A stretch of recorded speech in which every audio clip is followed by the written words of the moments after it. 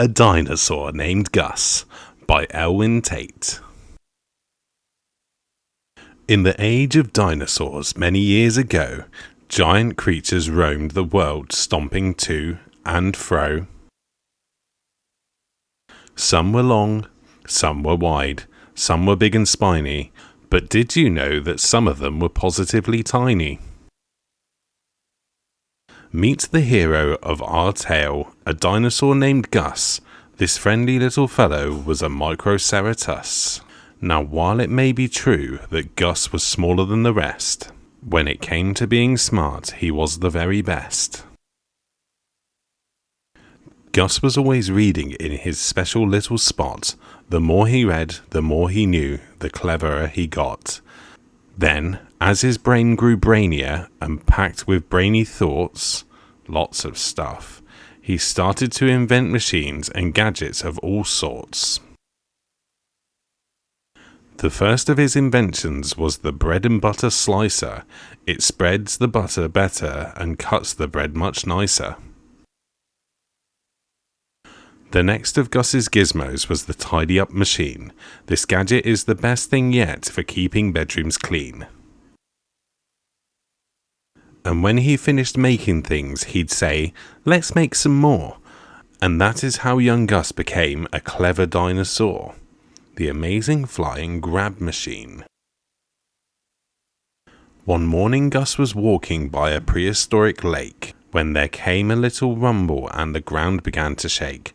As quickly as it started, the shaking seemed to stop, and on the lake a bubble hit the surface with a pop. Then way up high a mountain top began to fizz and smoulder.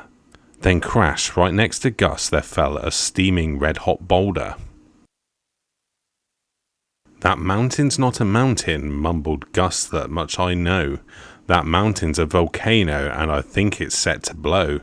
I must tell everyone," he said, "as quickly as I can." And that is just what young Gus did. He ran and ran and ran. At the big volcano, all the dinosaurs were busy. They were stomping here and marching there. It made poor Gus feel dizzy. There has to be a way, thought Gus, of getting their attention. "Excuse me," stomp. "Hello there," stamp. "There's something I should mention."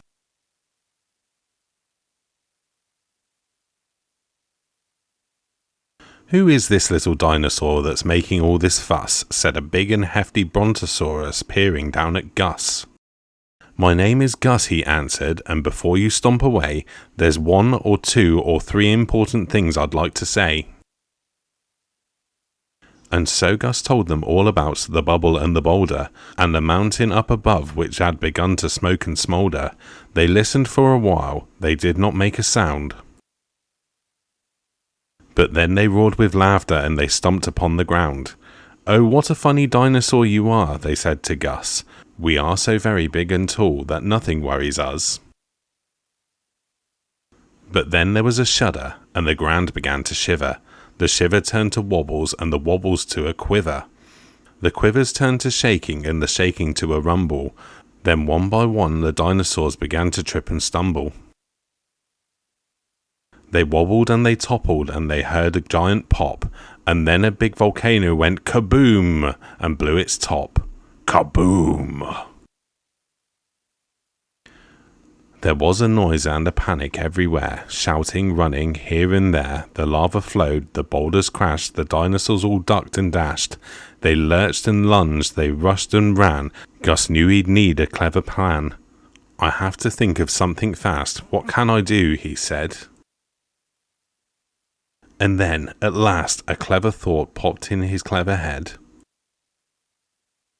"I must be quick," Gus shouted as he ran and rushed and raced. "The other dinosaurs are trapped. There is no time to waste." Back at the volcano there were flames and flares and fire. The dinosaurs said, "Goodness me, that lava's creeping higher. If only we had listened to that clever little guy." Chugga, chugga, chugga, chugga, chugga. Then suddenly a thing came flying toward them in the sky. The amazing flying grab machine. Chugga, chugga, chugga, chugga. It was Gus in his invention, and he'd come to save the day. And when the dinosaurs saw Gus, they shouted out, "Hooray! Chugga, chugga, chugga." He picked them up and carried them to keep them safe and sound. And one by one he dropped them off way up on higher ground, chugga, chugga. But that was not the end for Gus. He was not done quite yet. He looked around to find the biggest boulder he could get. "I want to use this rock," said Gus, "to make the lava stop, chugga, chugga." So he zoomed to the volcano, chugga, chugga, chugga. And he threw it on the top, plug. "And now it's time for home," he cheered. Then he flew at full throttle. And do you know what Gus invented next? Chugga, chugga, chugga, chugga, chugga, chugga. It was the cork and bottle. The end.